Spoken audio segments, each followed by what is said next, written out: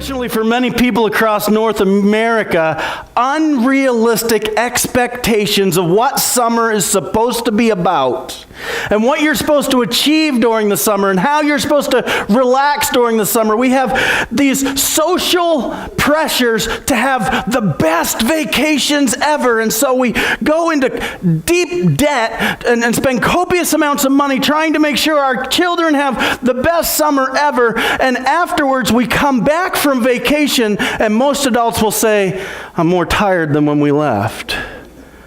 That wasn't relaxing, that wasn't restful, that was stressful. And so instead of reducing their stress load, they actually increase their stress load pursuing or seeking after these unrealistic expectations of what summer is supposed to be about. Does that sound about right? All right. And what ends up happening is in the chase of these unreasonably high expectations, most people, instead of reducing their stress load, increase it to the point where many people, during the summer months when you're supposed to be able to rest, end up in the stress danger zone. Stress. It's a common word.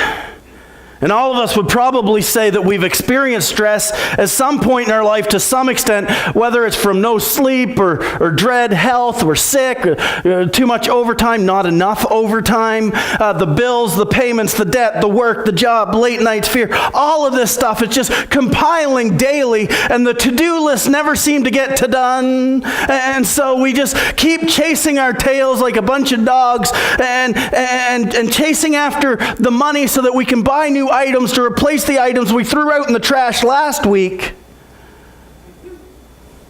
And we just become exhausted. Stress. We'd all say we've had it, but what is it? What is it that's going on? Now, normally, to be fair, I would never use anything from WebMD. And the reason I'd never use anything from WebMD is because in the past I have suffered from anxiety.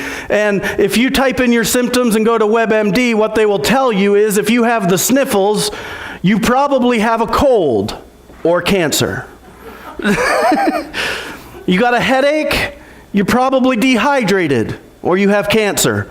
And so I don't generally use WebMD as a reliable source. However, I did like the way they defined stress. Or maybe defined isn't the right word, but explained stress. And so WebMD explains stress this way.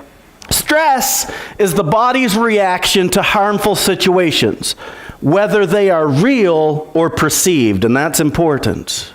And when you feel threatened, a chemical reaction occurs in your body that allows you to act in the way to prevent injury. The reaction is known as the fight or flight, and now they have included or freeze.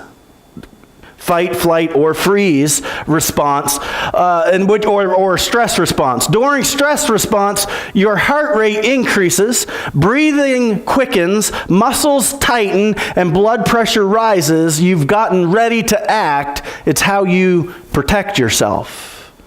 Okay? Stress is also often referred to as the silent killer. Maybe you've heard it called that, because people often don't realize the damage that prolonged stress actually can do to their bodies. See, the problem is, and I'm going to try and explain this as best I can, the problem is when you were born, wait, I shouldn't make any assumptions. Is there anyone here today that was not born? All right, so we've all been born, so we're good to go from there. So when you were born with a baseline stress level. It was relatively low as a baby. There wasn't too much stressing you out. You didn't have bills to pay. You didn't have a job to go to. You probably didn't have children of your own. And so your base level of stress was relatively low. But on occasion, your stress levels would get peaked. probably because you either had a dirty diaper or you were hungry. Now that posed a problem for a baby because babies can't feed themselves or change their own diapers. If your baby can change its own diapers, it's time to potty train. Okay? And so, that got really dim. What happened? Come back. Stress. There we go. So, what happens is you get hungry, and so the baby you'll get stressed, and so you'll react to that stress. The reaction usually comes in the form of a cry. That's a generally normal stress reaction for a baby. But what happens is once that need has been met, the stress levels go back to pretty well the base level. If not the base level, really close to it. But generally speaking, things like that, they'll go back to the base level. But over time, what happens is you get a little older, you experience life in different ways, and let's say you're a child, and all of a sudden you encounter a very scary-looking dog. And so all of a sudden, you have a higher peak in your stress levels. Now, what happens is those chemicals get dumped into your body, the adrenaline and all of that stuff, and it causes your muscles to tighten up, and it does exactly what WebMD said it would. It prepares your body to either run away from the scary dog or fight down the nasty chihuahua that's growling at you, right? And so your body is gearing up for protection. And you go through that and you're scared as a child, but that fear is helping drive your protective, your self-sustaining instincts. Does that make sense? But what happens is you go on in life and you decide not to tell anybody about the scary dog. Because either you're embarrassed that you were scared by a chihuahua, or you think to yourself, well, it wasn't really that big a deal. And you're right. It probably wasn't that big a deal. But what you found is now you went from having really no major phobias or fears at all, but now you have a phobia of dogs. You'll go to sleep and you'll have nightmares about dogs. And what you'll find is that you will... thinking about dogs will almost make you nauseous sometimes, or it's affecting you physically. It makes you shake or tremor. The thought of getting a dog, your brother or sister wants a dog, and you're like, please, no, let's not get a dog, but you're really not telling. And what you do is, now, you're not at that same stress level you were when the dog was growling at you. You've come back a ways, but what you've done is you've created a new baseline. This is your new normal. This is now where you operate. And what happens is throughout life, we experience more and more of these. Some are bigger, some are smaller, but all in all, what ends up happening is unchecked, in other words, unprocessed, undealt with, these stress incidences build up our baseline higher and higher. The problem with that is, also, when we were also born with a breaking point, where we could only deal with so much stress at a time. And if we were to breach that breaking point, we would have what people refer to often as a mental breakdown or burnout, or they'd say, I just feel so overwhelmed, and they'd start rocking back and forth. And if you've ever witnessed that, you know exactly what I'm talking about. That's what happens when someone's stress levels has peaked that threshold. Now, reality is, from the very bottom line, the event would have to be pretty traumatic and severe to get you to break that point. But what we've discovered is that over time, as we've gotten older, and we have a bunch of undealt with issues, a bunch of undealt with events in our life, like the scary dog, the loss of a job, a sickness, a death in the family, that our baseline has gotten so close to the breaking point that for a lot of North Americans, they are about one lost sock away from losing it.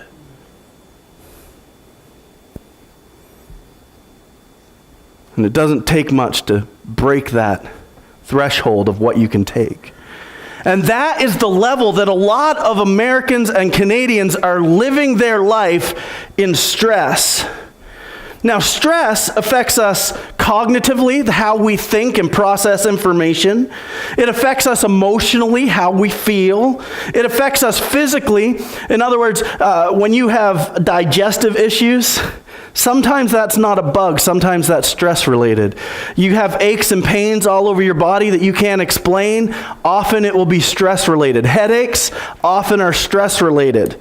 And then we have behavioral issues. All of a sudden you have children, young people, adults who should know better, who are behaving in a way that we would deem unacceptable. But what we don't understand is the reason they're behaving the way they're behaving is because they are living one lost sock away from losing it. Okay? And then, you guessed it, it also affects us spiritually. Many Christians who go through times of high stress or prolonged stress incidents would say similar things like, I have a really hard time praying. It feels like my prayers aren't getting past the ceiling. Or, I'm really having a hard time focusing on God right now. I'm just so overwhelmed with the things in my life. Or they'd say, I feel like my life with my relationship with God is just not where it used to be. And in fact, stress will sometimes lead born-again believers to the point where they would come to the decision that they either no longer believe in God or they no longer want to have a relationship with God. And they walk away from God in the faith. Talk about your silent killer.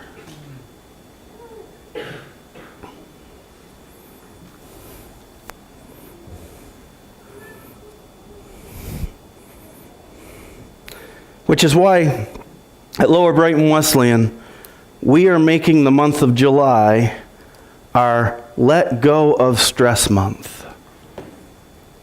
If summer is about relaxing, if summer is about enjoying the weather and enjoying time with friends and family and going on vacation, maybe we as a church ought to take this month and use it to let go of some of that stress that we've been holding on to for years in an attempt to lower our baseline closer to where we were when we were babies so that we can lose socks and realize it's not a big deal. Or the car can break down. Or a paycheck can get lost. Or anything can happen and it's not going to push us over the edge. During this month, here's some things that you can expect. You can expect sermons that will deal with stress management tools that I believe have been given to us by God. Now, there's lots of stress management tools out there, but the ones I'm going to share from the pulpit are specifically ones that I believe were given to us by God. Now, the reality is I believe all of them were given to us by God, but there's some that are specifically biblical that I want to share with you. What else you can expect throughout the month, and this is a big commitment on my part, so if I fail, please forgive me, but my commitment is to try my best to make sure I share one article a day that deals with stress and stress awareness and stress management on the church Facebook page, so that if you want to, in your own time, you can open those articles and read them and grow and work on your own stress levels at home. That's my commitment to you. Because my hope is this. My hope is that as a church, first off as individuals, but as individuals together we form the church, that collectively we would, on average, lower our base rate of stress. But also that collectively as a church, that the church's stress level, because did you know the church as a collection of people has its own stress level? You guys as a church have dealt with things throughout the years, some of them more stressful than others, and left unchecked, what it causes is the institution of the church to have a base stress level so that it doesn't take very much for the church to start to panic when things start to go wrong. And so my hope is that collectively our church base level would come down as well as your individual base levels. And here's why. My hope is that as individuals and as a church, we would be healthier mentally, physically, emotionally, behaviorally, and spiritually. And I think that comes from understanding stress and learning how to manage it. Because not all stress is bad.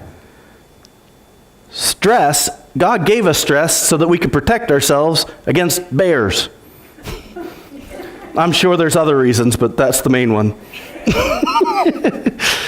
God gave us stress so that mothers could lift off cars off of babies. God gave us stress for a reason, but it's learning how to manage that stress and keep it from taking us past our breaking point. All right. So, that's my hope. So here we go. So, this morning I'm going to give you stress management tool number uno. That's one for you non-Spanish speaking people. And so, stress management tool number one is this. You ready? Worship. Did you know worship can be used as a stress management tool? I want to read something to you that's going to sound possibly familiar to you. But this is what I look like when I am stressed out. When I seem to be like one sock away, right? This is what I look like. My to-do list keeps growing. Stuff keeps breaking. My kids aren't listening. My dogs just ran off again. And oh great, the inspection and registration are due on both my van and my car at the same time. Lovely. What else could possibly go wrong? This is me when I get feeling stressed out. Like many people, I become very negative. All I seem to be focusing on is what's wrong.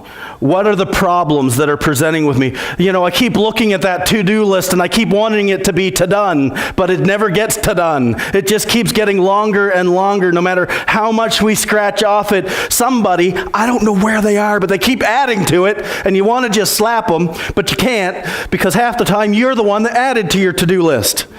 And you don't want to slap yourself, they'll put you in a funny home. And so you get frustrated and you get stressed out and you're just focused on all the wrong things. Have you ever been there? Where you just feel like all we can focus on is what's going wrong in our life. Who's sick? Who's dying? Who just got diagnosed with cancer this week? And it's all we can see and it's all we can focus on. When we are in stress response, we have a tendency to focus on the things that put us in that state, rather than focusing on the one who can get us out of that state.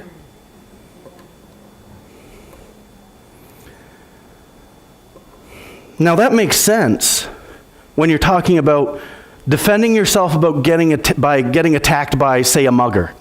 You're walking through an alley in Fredericton and someone comes up to you with a ski mask on and says, "Give me all your money," and they stick a gun in your chest.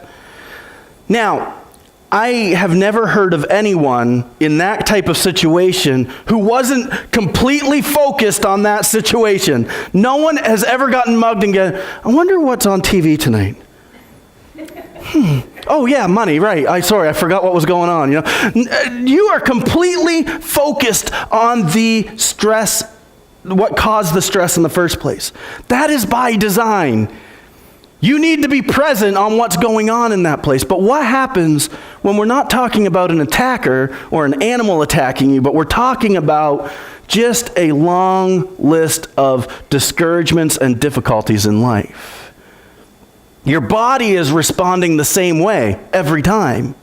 It doesn't know the difference between a mugger and I don't have the lawn mowed yet.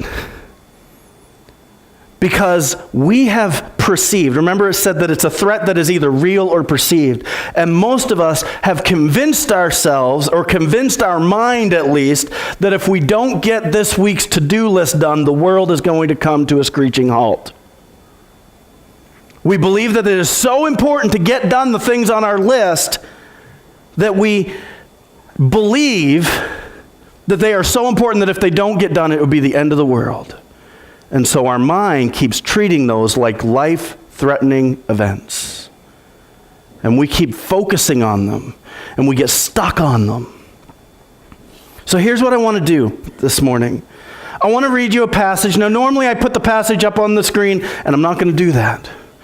And normally I'd encourage you to open your own Bibles. I'm not going to do that. And the reason I'm not going to do that is because I plan on changing Scripture on you. Please, go home and read it for yourself after the fact to make sure I didn't lie to you. But what I want you to do is I want you to just close your eyes. And I want you to listen to the words of this psalm. And I want you to just focus on what the Word of God is saying, okay? So, close your eyes for a second. It's not a long psalm. This is Psalm 95 if you want to read it later. And it reads like this. Come, let us sing to the Lord. Let us shout joyfully to the rock of our salvation. Let us come to him with thanksgiving. Let us sing psalms of praise to him. For the Lord is a great God and a great King above all gods.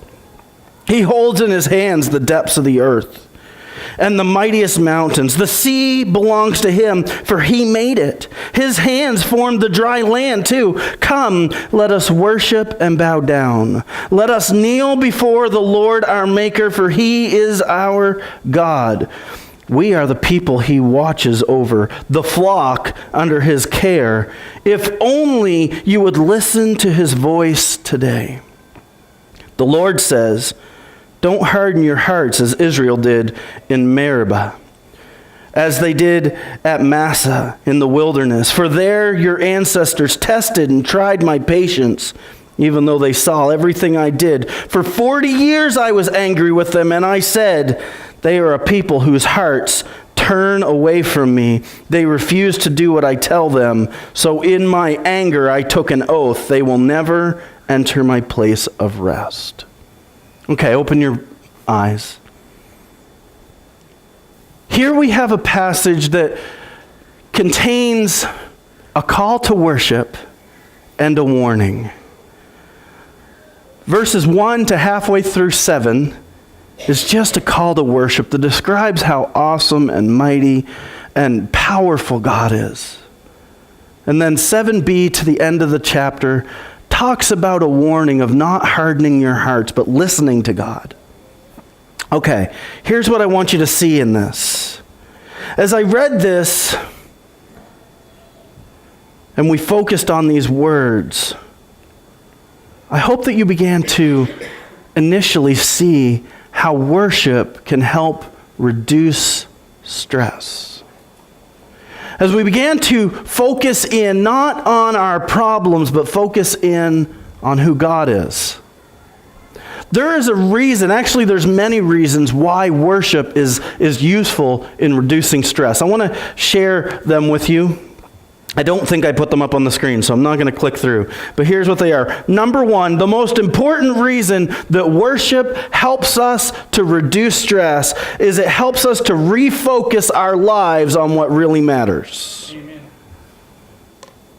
When we focus on God instead of our problems, it really helps put our problems into perspective, doesn't it? For example, God created the heavens and the universe, the land, the sea, the mountains, the clouds, the stars, the moon, the sun, the planets, the galaxy, the many galaxies that could make up the universe. It is just unfathomable how big and massive this is. If God has the ability to create all that, do you think that the world's going to end because you didn't get the dishes washed? Or because you weren't able to get the lawn mowed? But we look at that to-do list sometimes and we think this is the most important thing. I got to get these done. And we began to stress out because we realize we can't get it done. But if we would take our eyes off the list, or take our eyes off of the job or the problems we're having at our job, take our eyes off of the sickness, take our eyes off of all of the different stress events that happened in our life, and we put them where they belong. And we put them on God, and we worship him. Not only does it help put those in perspective, but it helps us to really focus on what really matters. And that is God and our relationship with him. Right? The second reason it's helpful is because worship often involves music of some sort. And studies have shown that music is a great stress reliever, as long as the song is between 60 and 80 beats per minute.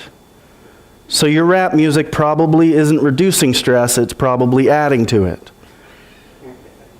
And your country music's just depressing. But worship music that exists between 60 and 80 beats a minute. Instrumental music is great, anything without lyrics. But if you're going to have lyrics, the best lyrics are those that are inspirational or God-honoring. And they find that that music helps reduce the stress levels and actually doesn't just help you to get out of that stress reaction, but actually helps you to lower your baseline so that the next time you get stressed, it doesn't peak so high. Does that make sense? The third reason it works is because when we look at the warning side of that passage, we realize that worship is the tool that God gives us to help us to keep a soft heart. Because when we're focused on God, our heart remains soft and malleable, but when we focus on the difficulties of this world, our heart gets hardened and cynical. You ever see someone who's really cynical? Ask them what they're focused on. Or watch what they're focused on. Listen to them. And you'll understand why they've become so negative and cynical. It's because they're focused on the wrong things. And what happened for the Israelites in the desert, that's what he's referring to, is they were so focused on the desert, or they were so focused on the giants, they were so focused on everything that wasn't God, their hearts became hardened to the reality that God was bigger than the giants. God was bigger than the desert. And they became disobedient because of that hardened heart. And for that reason, they were never able to enter into the promised land. They died in the wilderness. And God's saying, here he said, the psalmist is saying, worship God. Because if you hear God, he's saying, don't let your hearts get hardened. Otherwise, you'll stop listening to him. Stop focusing on him. Stop being obedient. And when we do that, we're not able to enter into his rest. But if we focus on God and we worship him, it leads us to the fourth reason why worship helps relieve stress, and that is when we're focused on God, he allows us to enter into his rest. And I believe that that's true, not just, I know that that's referring to going to heaven, but I believe that God has a rest and a peace for those on earth. That if you will spend time in worship in his presence, that you will come out of that experience rested and refreshed.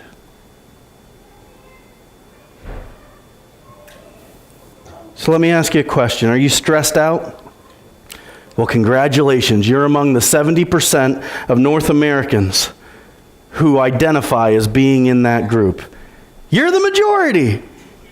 Woohoo! What you are feeling is absolutely normal. In fact, it's actually quite common. The symptoms that you're exhibiting, the moodiness, the fact that you can't seem to focus on anything, the changes in your appetite, the GI problems that you're having, that's not G.I. Joe, that's gastrointestinal. That was a polite way of saying poo problems. These are all common responses to stress. Here's the good news. They have a tendency to go away once all those chemicals get flushed out of your body and the stress response is done. But the problem is, left unchecked, your baseline won't go all the way back to normal. You'll create a new normal, and that's not good. We don't want you to create new normals. We want you to lower that baseline as low as you can. And one of the ways that you can do that is during a stress incident. Paul and Silas were in prison and they sang songs of worship anyway. Can't tell me that wasn't a stressful moment, but they worshiped, right? During the stress incident and then following the stress incident, choosing to focus on God and worship him will actually bring that baseline back down for you so that the next time you experience something stressful, it's not quite as bad. When we worship God, it helps put things in the right perspective, which not only helps expel those chemicals, because it does, because it calms us down, it slows our breathing. That's why the 60 to 80 beats per minute is important. It slows our breathing, helps expel those chemicals out of the body. It also lowers the stress baseline so that it takes more for us to feel like we're about to have a mental breakdown. Because how many of us in this room would say, there were times where I felt like just sitting on the edge of my bed and just rocking back and forth because I didn't know what else to do. You were too close to your breaking point. We need to lower those base levels. And one of the ways we do that is by worshiping God. So where do we go from here? What's the next step? I would encourage you this week, if you start feeling stressed, I encourage you to listen to some worship music. Don't just listen to it, though. Actively participate in worshiping God. Worship Him. Speak out His names. Read through some of the Psalms that talk about how great God is. Help yourself by refocusing, not on the problem, but focusing on who God is and how powerful He is. When you speak out the names of God, as you focus goes from the perceived threat to who God is, I want you to watch and see what happens to your stress levels. Prove me wrong, but I believe that if you will worship God this week, you will begin to see your stress levels begin to decrease and head back in the direction that we want it to. And that's important because we want to be healthy for our family, our loved ones, our kids, our grandkids. We want to be healthy for each other. And we want to be healthy for ourselves. Nobody wants to go through life stressed out and on the verge of a breakdown. So worship God and use it as a tool to help to refocus on who He is. And let it reduce your stress. It's as simple as that. Now, there are more tools that I'm going to share with you throughout the week, but that was just the first one. But I hope that you will take these and actually apply them to your life, actually use them, because I believe that if we will see great improvement in our health as individuals and as a church. I want to thank you for watching our video. I really hope that there was something in there that you were able to find helpful that you could apply to your life. I'd encourage you to feel free to leave a comment down below. Let us know if there's a Bible passage or a topic that you're hoping that we'll cover in a future sermon. If you're ever in the Hartland, New Brunswick area or Woodstock, New Brunswick area, please look us up. We're halfway between Hartland and Grafton on the Route 105. Want to make sure you're following us on Facebook, facebook.com/Lower Brighton Wesleyan. And I want you to always remember, we are stronger together.